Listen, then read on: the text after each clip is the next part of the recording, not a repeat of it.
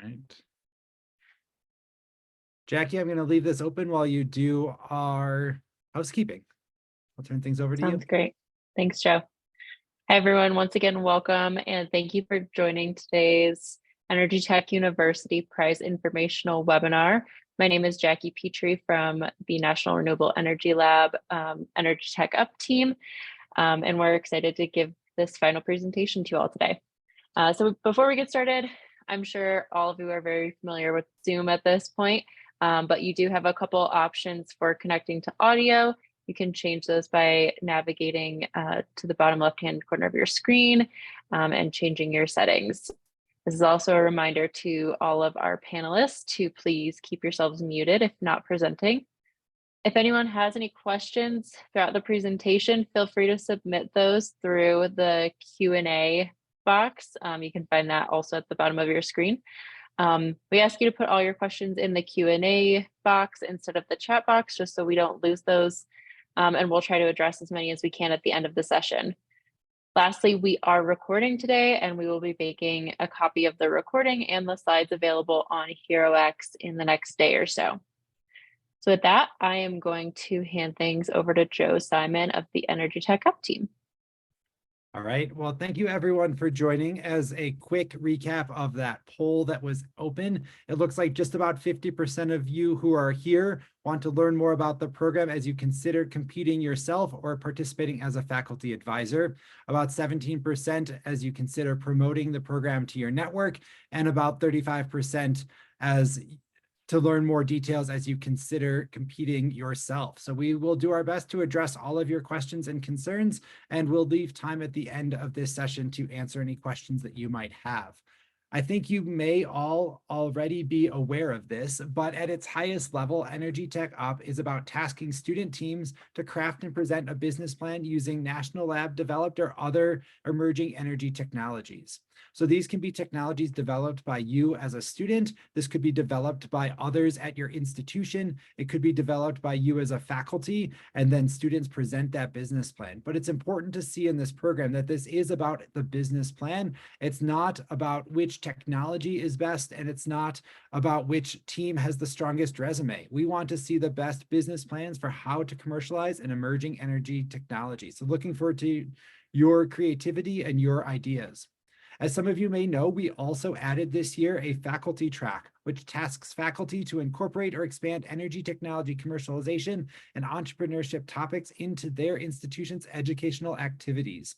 We won't spend as much time talking about that second topic today, given that our next deadline is student related, but there are other recorded webinars and other information that you can see to learn more about that faculty track. Before I move on from this slide, in the chat, I believe Jackie will put a link to a short recruiting or anecdotal video from our alumni of a prior competition. And if you have 90 seconds or you want to promote this program to others in your network or find team members, I think that 90-second informational video is a great way to share why we think this program is so exciting and so important. In this program, our main goal is to build engagement between colleges, universities, and the Department of Energy, national labs, and industry. This is about building a bigger tent. This is about getting as many people excited and engaged with energy technology commercialization and entrepreneurship as we can. We look forward to connecting with liberal arts colleges. We look forward to connecting with those who have not worked with Department of Energy or energy topics before. And we look to inspire others about the possibilities in this growing space as we pursue an equitable energy transition. We look forward to those ideas, and we look forward to your exploration of relationships in this space as well. This program is designed so that all can compete and succeed. We will provide mentorship, we'll provide access to emerging energy technologies, and we'll provide connections with partners all across the country so that you're able to present to judges who understand where you're coming from. You'll be able to connect with opportunities following up from this program, and you'll be able to participate without having to commit your own funds to travel to that event or to register to participate. It is free for you to join, and we look forward to the ideas that you have here. This is something where we want this to be approachable. So if you're intrigued, I think you can and should compete. It takes just a 200-word summary of a technology to be leveraged and your perceived business opportunity alongside your university name and some information about your team to register. So you can do so quickly by February 1st at 11:59 p.m. Eastern Time. And by doing so, you will be in the running for this amount of prize and opportunity. We do enable many different teams to present, and we're here to help you gain that experience and hopefully connect you with funding and opportunities as well. In this, recognize that you don't have to have an established business, LLC, corporation, or anything else like that. You can present as individuals, and you don't have to control the IP for the technology that you're presenting. What you're presenting is the business plan for how that technology could be incorporated in a business, not saying that you will absolutely do so.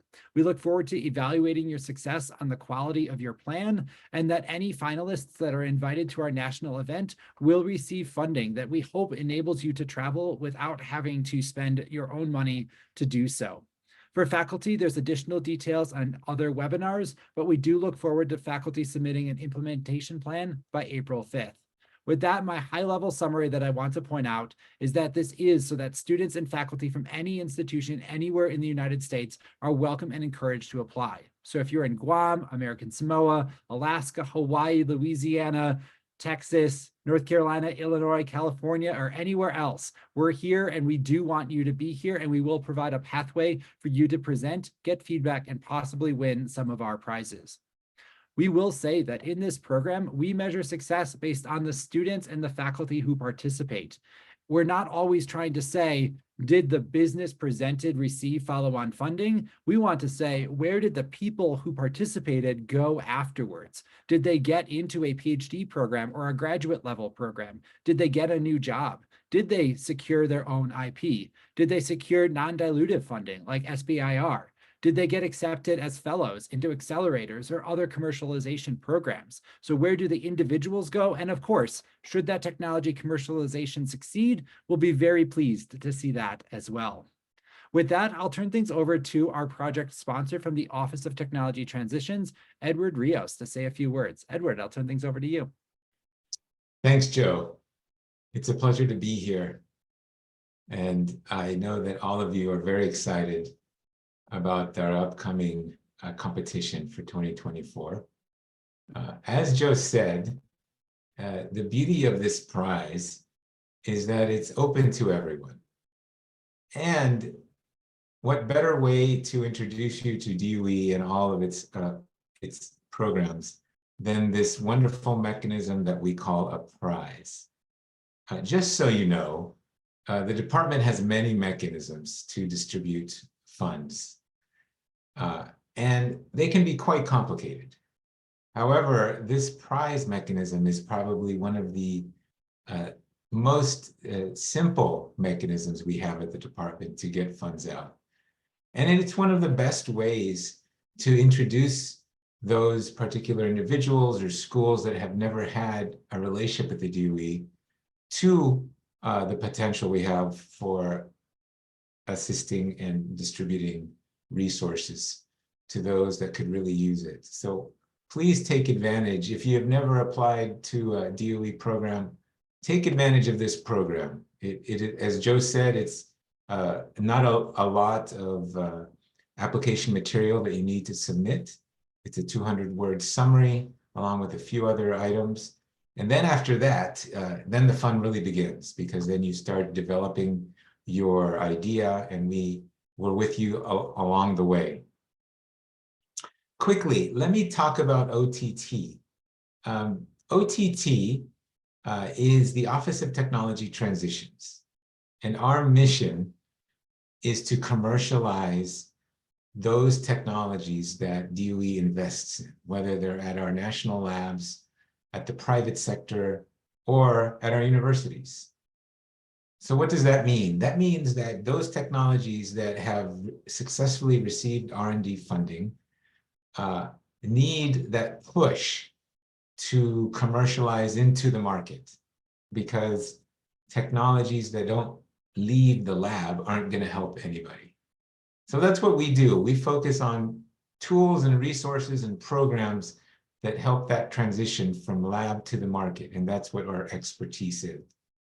And this prize is one of those tools. So I'll leave you with, please consider applying. This is a great program that has the full support of our management, and we hope to see you either at a regional competition or maybe at our national one. Best of luck. Thank you. Great.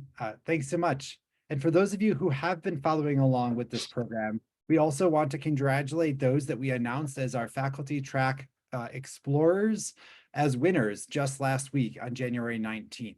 So we're not going to focus on the faculty track much today, but our faculty track tasks faculty to think about developing new ideas for incorporating energy technology commercialization topics at their institution. And there was a deadline on January 5th for faculty to submit their interest in being considered for one of 10 different $4,000 Faculty Explorer Awards. And we are pleased to have already announced those results, which I'll share in just a moment. I did want to remind any faculty on this call, though, you're more than welcome, whether you were one of those winners or not, to still pursue the develop and implement phase of this competition. So if you have a vision for how energy technology commercialization and entrepreneurship could be implemented at your institution, you're more than welcome to submit by April 5th, 2024, an implementation plan to be in the running for the remaining $60,000 in prizes. More to come there, but for now, I just want to first congratulate the 10 faculty explorers who are identified for their efforts in this space and their submissions on January 5th. So this is someone from the University of Texas, Rio Grande Valley, from Norfolk State University, from Florida Agricultural and Mechanical University, from North Carolina Agricultural and Technical State University, from the University of Virginia, Mississippi State University, Purdue University, Texas Tech University, Husson University, and Cleveland State University. So congratulations to all of them who received this introduction. With that, we'll turn things next to our student track, our main focus for today. If you're not already aware, the date that we're looking at right now is February 1st, 2024 at 11:59 p.m. Eastern Time. That's the time at which you should submit your 200-word technology summary of the technology to be leveraged and the business opportunity. By February 6th, we will announce which region you've been assigned to so that you can plan and work to develop a short pitch that you would present virtually to a set of judges on either February 27th, 28th, or 29th. Resulting from those sessions, we will identify regional and bonus prize finalists who each receive $3,000 and an invitation to continue on into the competition. Note that we have a large number of prizes available, great connections, and great support for you along the way. You don't have to have your idea finished by February 1st, and you're welcome to change your idea after February 1st. So submit what you're interested in, get in the running, make sure you're part of our communications, get access to our training materials and other elements so that you can continue to refine your solution and be part of that opportunity to pitch to judges on February 27th, 28th, or 29th. I think we've said this earlier, but any energy technology is welcome in this competition. That could be energy generation technologies. That could be nuclear, it could be water power, it could be wind or solar or anything else that is on your mind. It could be energy efficiency related. It could be grid and transmission related, storage related. It could be a financial product. Anything that benefits the energy industry is welcome in this competition. So you can focus on, as mentioned, producing or storing energy, efficiency, transmission, security, reliability, or other elements. Do see that many program offices are providing additional technology bonus prizes as well. So if you're not exactly sure what you want to present, there might be multiple opportunities for you to receive prize money if you choose to target your interests in one of these areas of a technology bonus prize. Additionally, recognize that in this competition, you don't have to have developed a technology yourself or have a faculty who's giving you their IP. You can visit https://labpartnering.org and evaluate nearly 2,000 technologies that are available for license from a national lab and choose one or more of those around which to develop your business plan or your unique place in the market. You can learn about the industry, capture these activities, and present your solutions in this program. I've said this earlier, but a reminder for everyone that this is not a startup competition. We're not asking the judges to choose which team they would invest in themselves. Instead, they're saying, what is the strongest business plan for this particular presented energy technology? You don't need to own or have a license to the IP, and you don't yet have to have a business formed. So you could leverage your own technologies that you have developed if you are a student pursuing research. You could develop something that is available from your own technology, or you could find other emerging technologies or technologies from the lab partnering service. We mentioned this earlier, but this is open to any level of student. We've had a majority undergraduate students in the past compete successfully.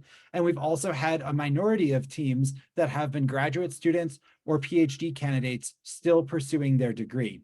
Unfortunately, postdocs are not considered active students. So while you could be part of a team and could be an advisor to a team, we would require students still pursuing their degree to be those presenting to judges and submitting as team captains.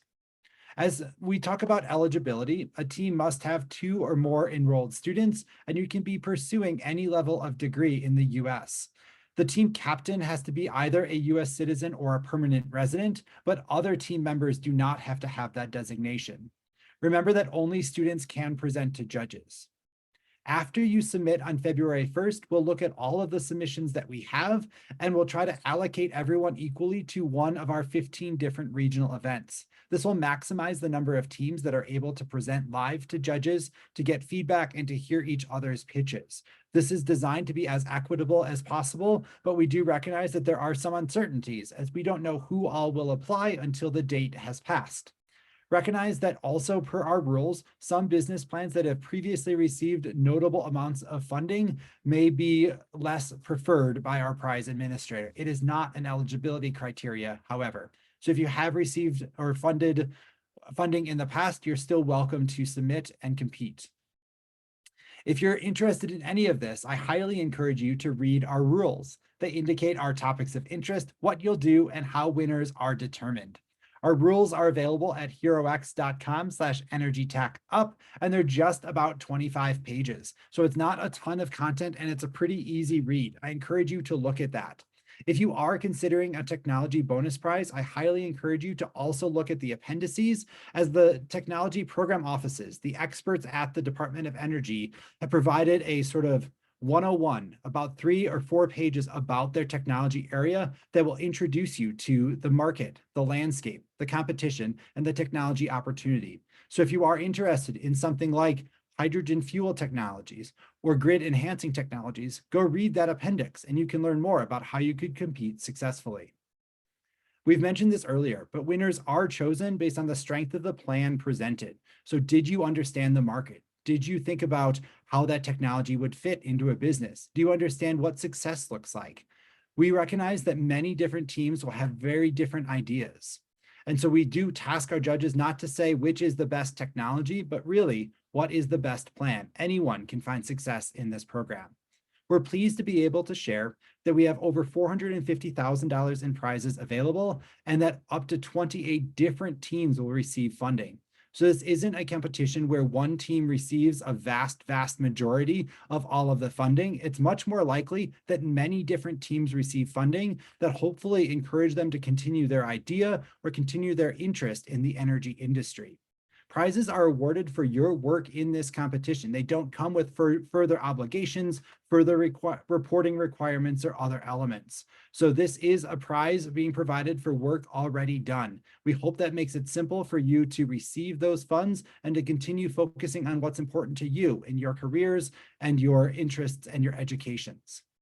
This breaks down in this way. Again, these are detailed in the rules, but any of our 15 regional finalists will receive $3,000 each. Additionally, anyone identified as a bonus prize finalist will receive $3,000 each. All of those teams will then be invited to compete at the national stage and be in the running for first, second, third, any of the technology bonus prizes, the National Lab IP licensing bonus prize, or the undergraduate only bonus prize. Something to note here is that you could be a team that had a nuclear energy technology and you found your way to the nationals by winning your region. Someone else, also with a nuclear energy technology, might find their way to the national event by being an undergraduate only team. And a third nuclear focused team might find their way to the national event by being the technology bonus prize finalist. As such, you may be competing with 3 teams or more teams in a particular technology area at that national event, or it might be possible that you're competing against yourself and you just have to make sure you do a very good job. That's yet to be determined, but recognize that a team could win first place and a technology bonus prize, first place and an undergraduate only team bonus prize, or these could go to all different teams. That's yet to be determined, but there's many different ways that you can find pathways and success in this program. Speaking of bonus prizes, I'm very excited to share that we have many technology bonus prizes available this year. So this shows collaboration and interest in what you're doing across the entire Department of Energy. We have those, if you are focusing on HVAC electrification, so heat pumps or alternative approaches to hot water heaters, or you're looking at different solutions, you can really approach HVAC electrification and be eligible for one of those $25,000 bonus prizes. There's also those that focus on geothermal or hydrogen. Office of Electricity has 3, one on grid enhancing technologies, one on large power transformers, and one on long duration energy storage. You can also submit an idea around carbon dioxide removal, around smart retrofit manufacturing, around nuclear energy, solar energy technologies, and water power.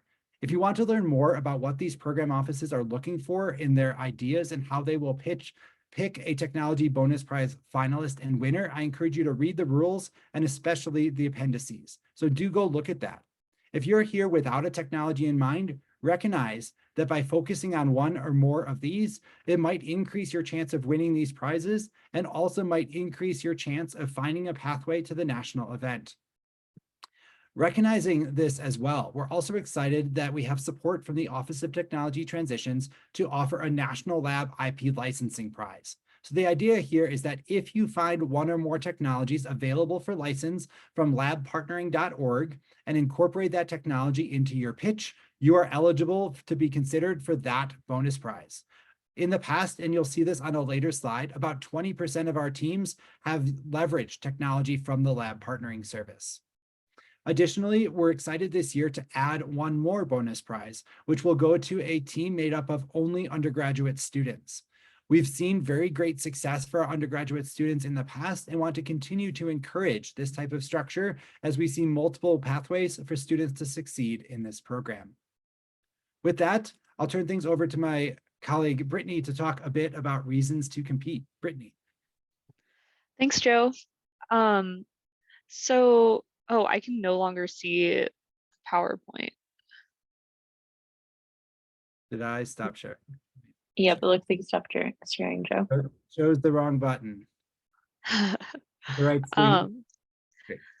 Yeah, so when asked to describe EnergyTech UP in one word, many of our past students had positive experiences, and further, most of the participants in both of our previous competition years have reported an increased interest in an energy career, and also have reported increased knowledge of skills required for technology commercialization.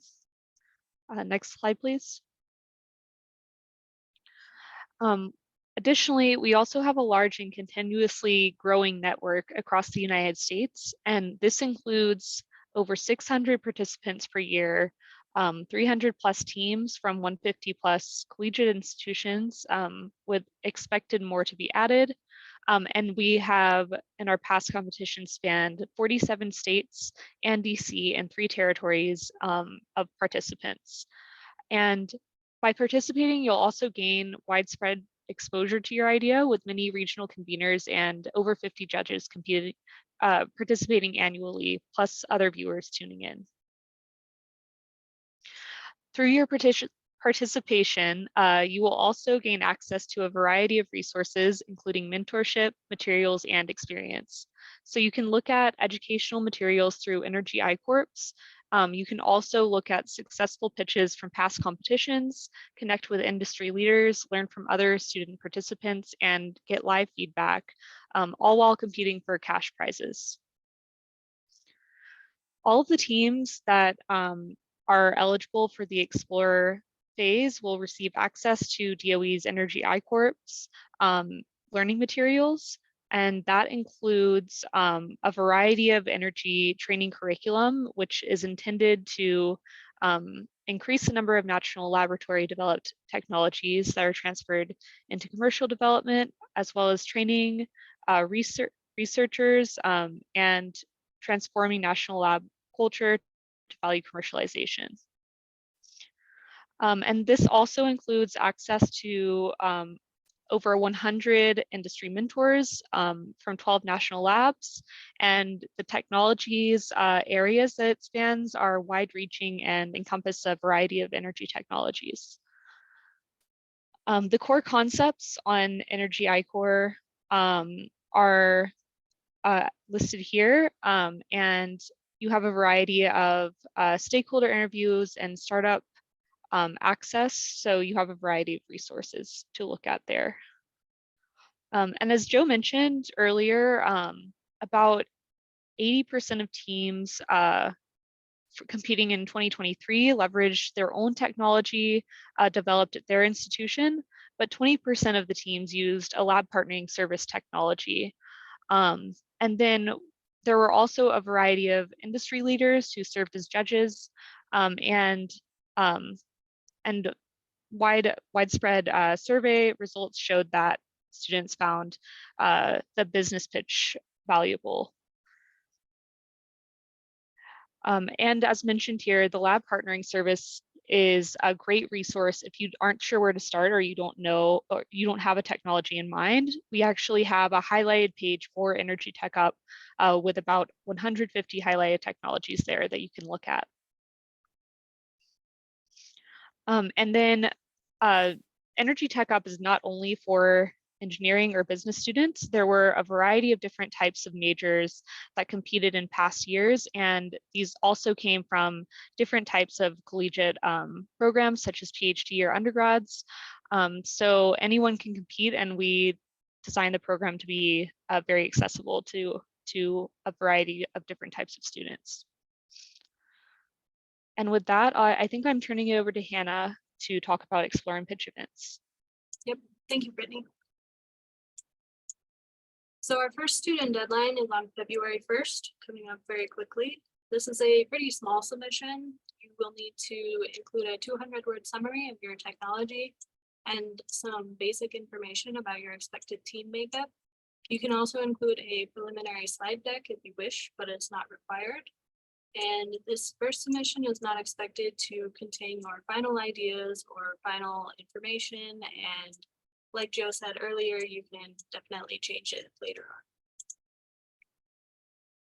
on. After this deadline, we'll work on our end to screen these registrations for eligibility and make sure it satisfies the evaluation criteria from the rules. We will then assign all of our competing teams to a regional convener Explore event. And this year we're excited to be able to support more teams, up to 225 from last year's 84. Or 184, sorry. A few more details about those regional Explore events. After we finish assigning teams to regions, we expect to end up with about 15 different regions across the US, with about 12 to 15 teams per region. Judges are selected by each regional convener, but we expect that most regions will have about 3 to 5 industry experts to judge the pitches. And this year we're compressing those regional events into 3 days. Essentially, we're breaking it up by time zone, with all of the regions within that section of the US having their events at the same time. Each of the 15 regional events will be held February 25th to the 27th, all from 2 to 5:30 p.m. in their respective time zone. Thanks so much, Hannah. One quick correction. You said February 25th to the 27th, but it's the 27th to the 29th. Oh yeah, sorry. I can read, I swear.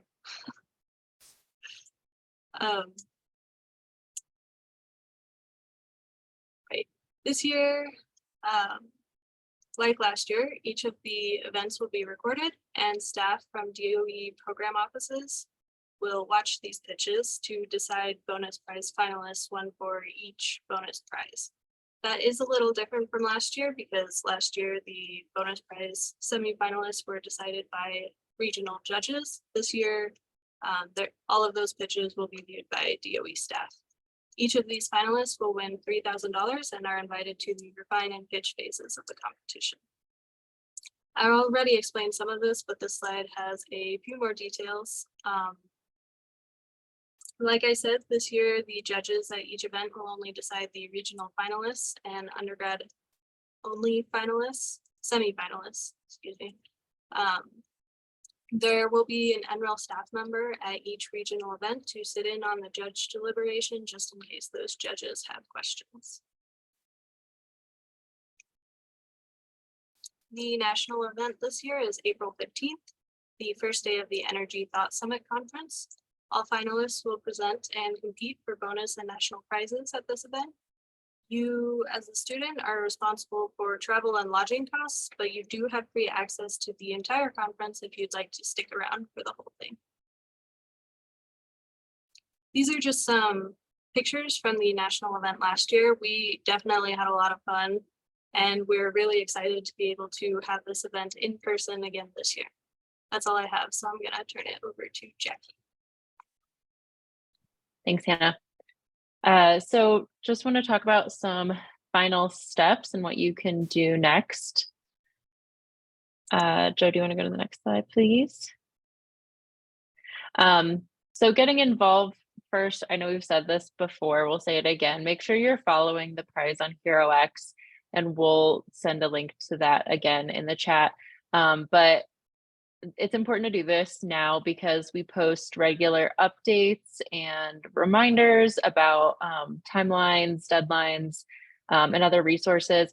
If you're not following the prize on HeroX, you won't get an email notification saying that we've posted new information. So just make sure you're following the prize on HeroX.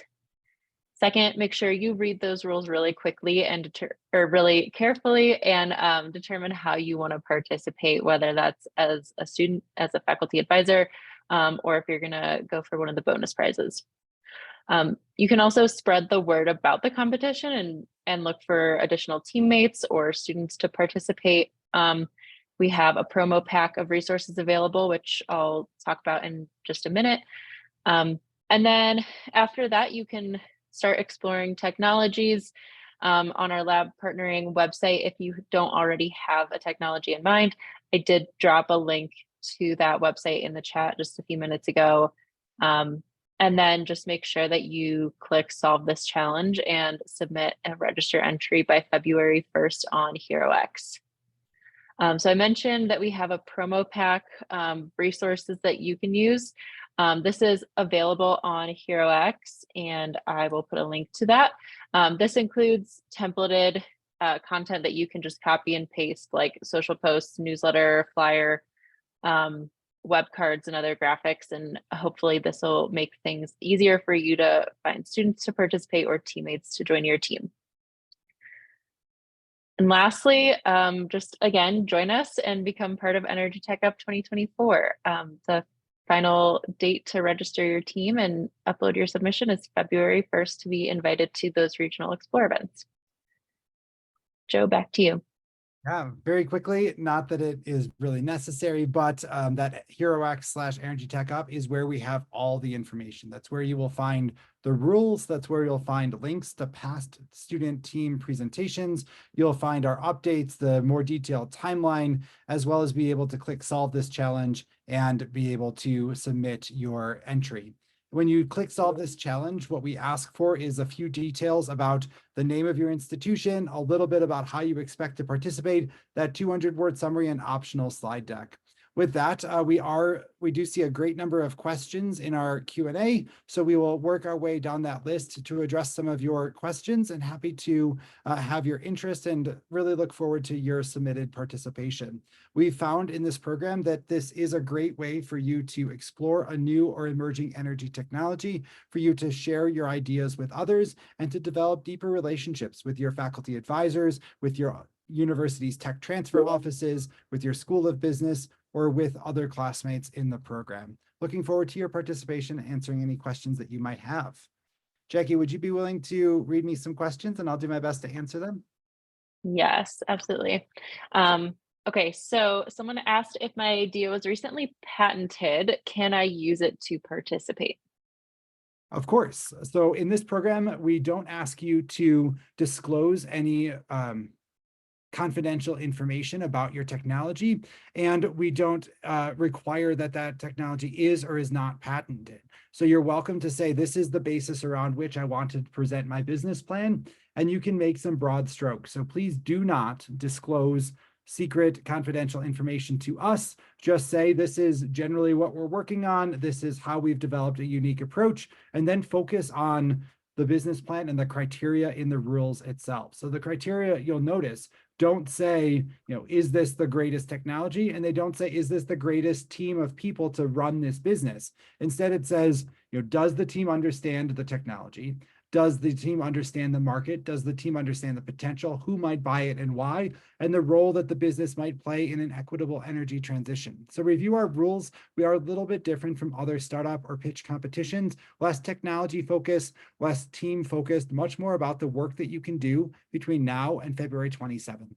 So yes, please do participate with your recently patented technology, and congratulations. And I guess this question is in a similar topic. Do the business ideas remain intellectual property as we plan to build a startup after the competition? Absolutely. So we take no ownership, no constraints, no requirements associated with your IP. We do look forward to seeing your ideas, and we do, as you'll see, expect to save and otherwise link to a recording of the pitch that you make to those judges. So please do not share any confidential information. However, that pitch remains your own content. So for all of you, we're really looking at what is the business plan, what's that commercialization pathway, but we're not looking for any IP or IP ownership or transfer requirements in that regard. Great. Someone asked if they can participate with an idea for a tool that could be used to improve recovery in the petroleum engineering industry. Yes, so we are technology agnostic in all ways. So whether you're petroleum engineering focused, you're looking at carbon dioxide removal, you're looking at wind or water or solar, any of those are welcome to compete. And so you can think about, how does that address that industry? How does it make things more efficient, effective, successful, whatever that might be? We've had some great examples from last year as well. I think one of our technology bonus prize winners, or one of our regional finalists, was around a new technology for inspecting petroleum tanks, for trying to identify leaks and damage within those tanks. So we've seen things ranging from all different industries and all different approaches. So look forward to your participation. Great. I know I think we referenced this earlier, but we've gotten a couple questions just asking, can postdocs apply? Unfortunately, postdocs, if you've received your degree, are no longer a student seeking a degree. So you would not be able to be a team captain or be able to be presenting to judges. You could be a member of that team, and how that eventual prize gets distributed is up to your team and your negotiation before your submission takes place. But the person submitting the entry has to be a student pursuing a degree. Recognize, though, within that, if you are a person pursuing your PhD, research credits do count as being enrolled and taking a class. And we do look forward to anyone who's undergraduate student at a community college, at a graduate level, or pursuing that PhD to compete in this program. And also in line with eligibility, can you talk about the US citizenship requirements again, Joe? The team captain has to be a US citizen or permanent resident. Because we may pay out prize money from US taxpayer dollars, we can only pay those prize monies to a US citizen or permanent resident. So that team captain, the person who presses submit, has to be meeting that requirements. Other team members could be part of that team, and it's up to your team to determine whether and how those funds could further be distributed within your team. But we will pay a single entity, and that single entity is indicated by the team captain, who has to meet those requirements. Great. Does the technology have to be related to technologies already being studied at national labs? It does not. So while that is a pathway for you to participate, and you can find a technology available for license from a national lab, it is not a requirement. You could do anything that's been developed at your institution by yourself or that you see as an emerging energy technology. So we've seen some teams compete successfully in the past, presenting a new business model for a technology that they might still purchase from a number of different manufacturers. So they were instead saying, this is a unique business model for how we think we could increase the commercialization of this particular type of technology. And that's great. They could find that technology available, it's emerging, and that's not one particular patent or one particular piece of IP. That's okay as well. So this really is about that business plan, and you can decide how do you want to leverage those components or those activities within it.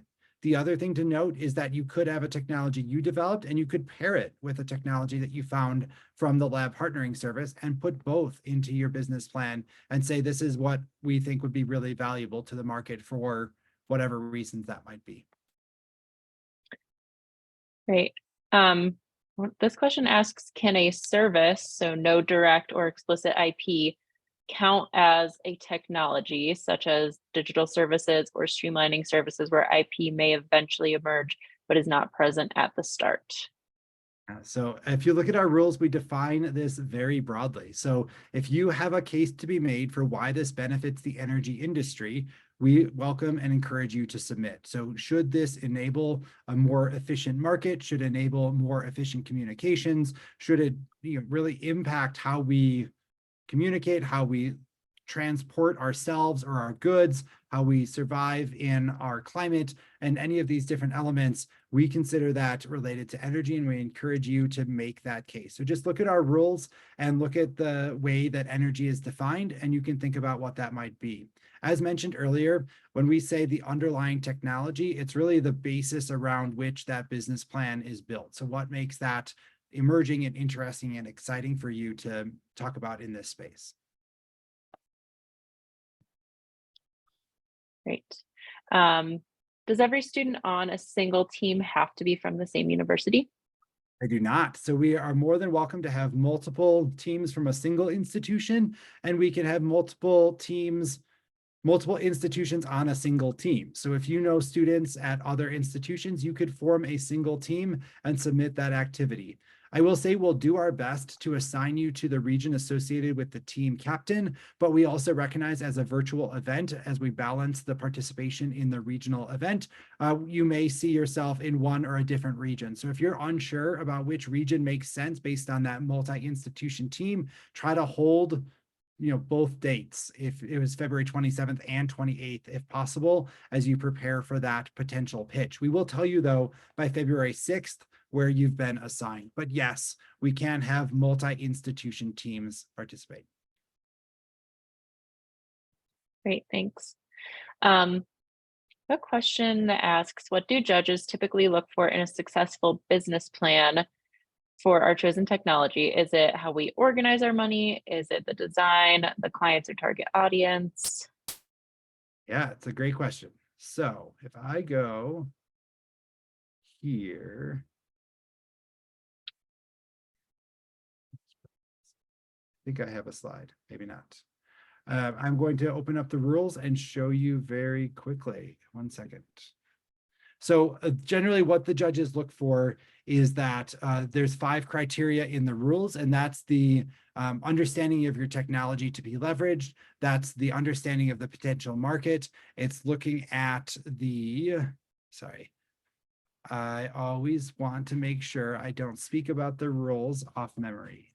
So whenever you have questions like this, I will say, if we go to resources and we go to the rules and we look at those rules and we look at here, we can see how Explore Phase student finalists are determined. So it says that our judges are tasked to say from 1 to 6, to what extent do they agree or disagree with the criteria shown here.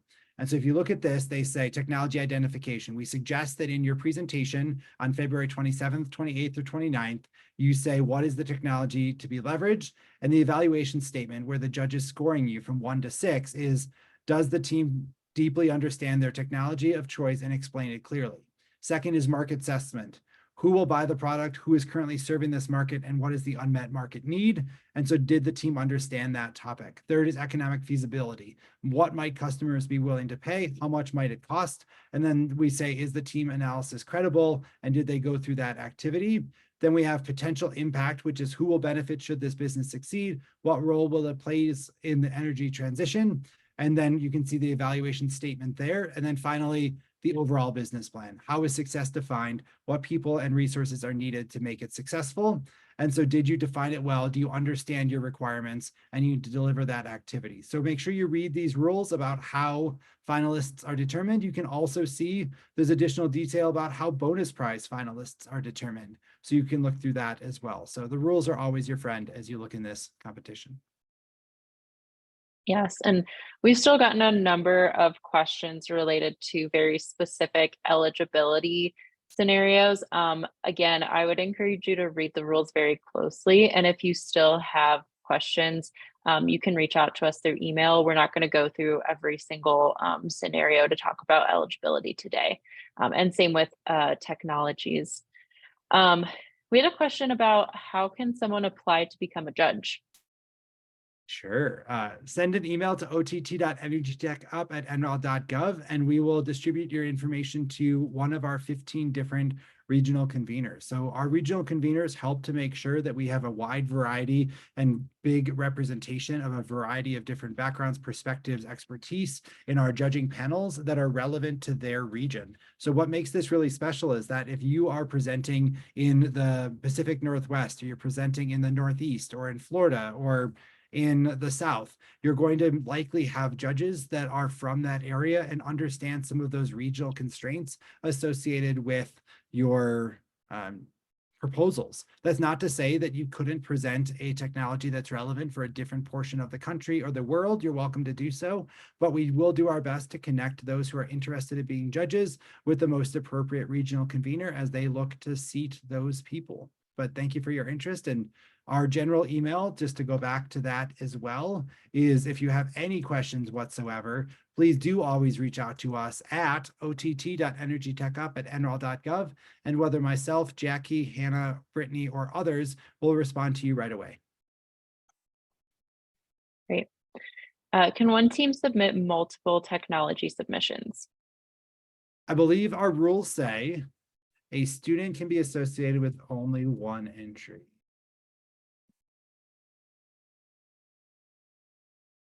Think. So yes, I believe it's only one entry. Student eligibility. Individual students may be members of only one team. So you just have to think about what you want to submit. Hey, Joe. Yep. It's Ed. I did want to add, if they wanted to bundle, well, I shouldn't say bundle, but combine their submission with multiple technologies.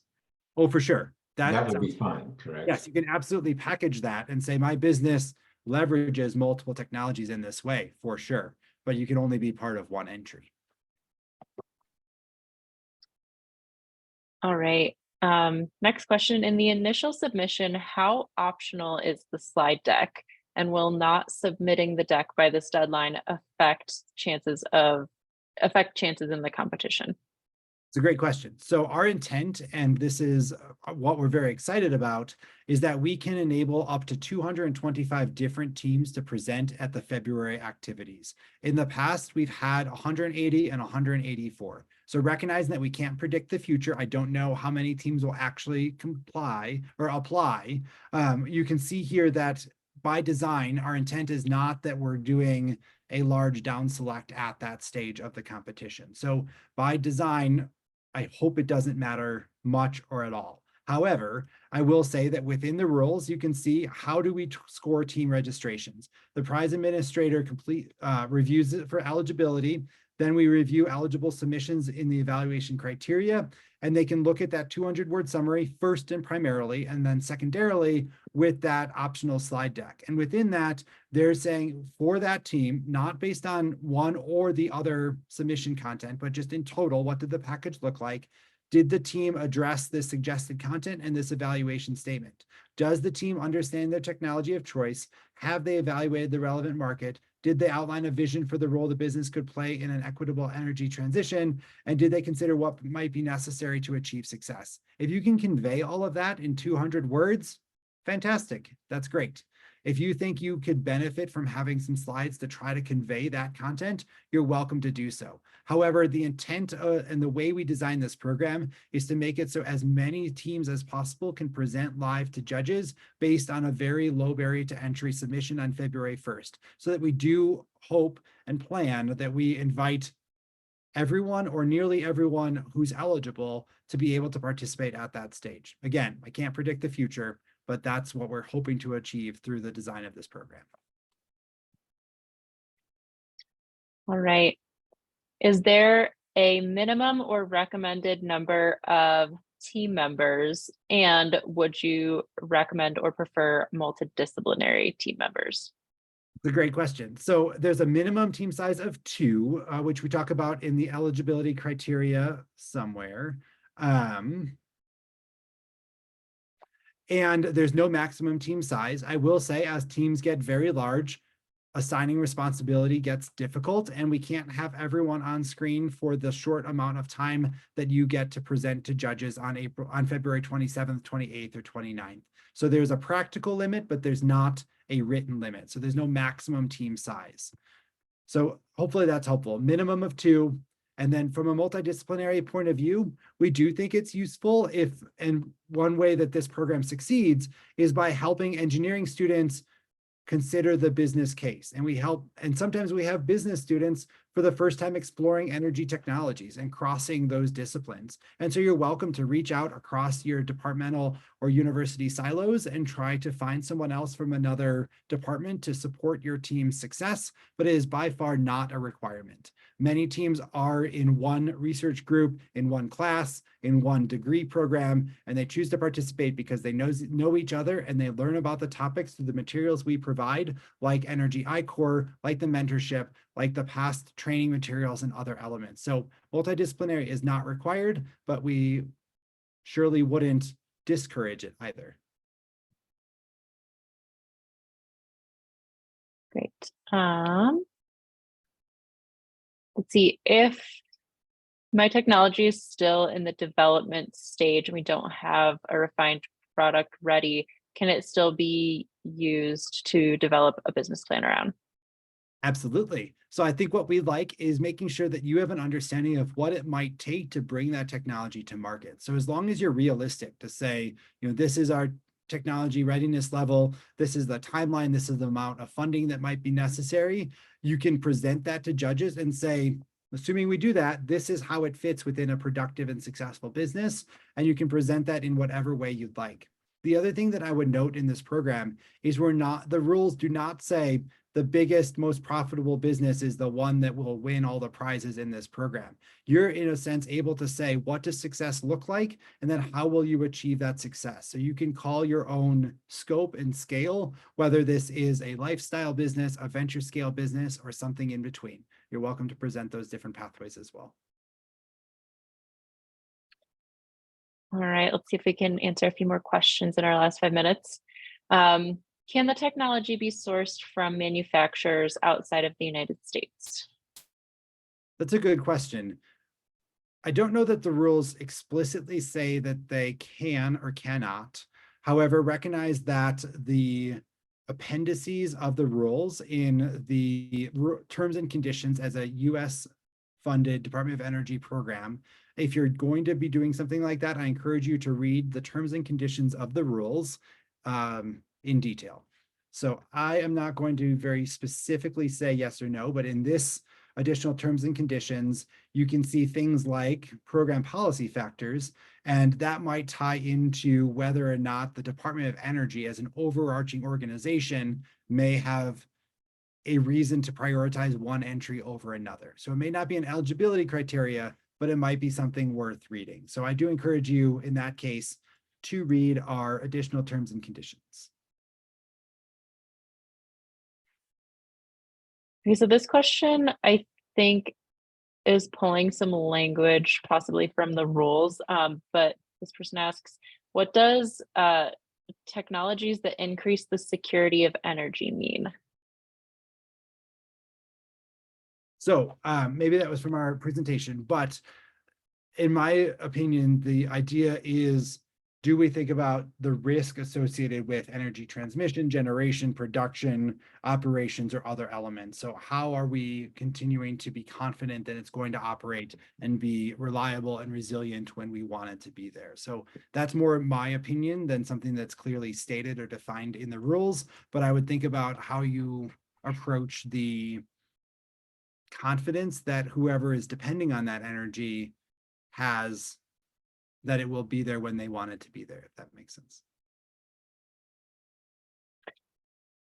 We got a question that just wants to clarify, any technologies found through the lab partnering service are available to be used, having no affiliation with the lab the tech is coming from, correct? Yep. So that's a really great and important clarifying question. So the idea here is that you're using that as the basis for this student project. So you may or may not get a response if you try to reach out to that inventor, and they may want to engage with you to help you develop your idea, share some additional publications, or give some feedback, and you're welcome to try. The National Lab staff are under no obligation to respond to you. We don't fund their time.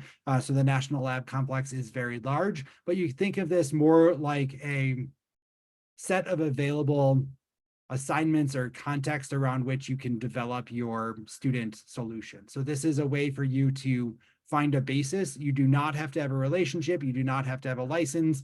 You do not have to expect to actually get a license. So when you present that plan, if you want to watch any of the recordings from last year as well, the judges are not going to say, will that lab actually grant the three of you as undergraduate students that license? That's not the point of this competition. Whether or not you would or would not as people get that license is not the point. The point is, assuming the business has that license, is this a good business plan for that underlying technology? Hopefully that makes sense. It is a bit of a fine point. And then quickly, can we use a lab developed technology that is not listed on the lab partnering website to count for the bonus prize?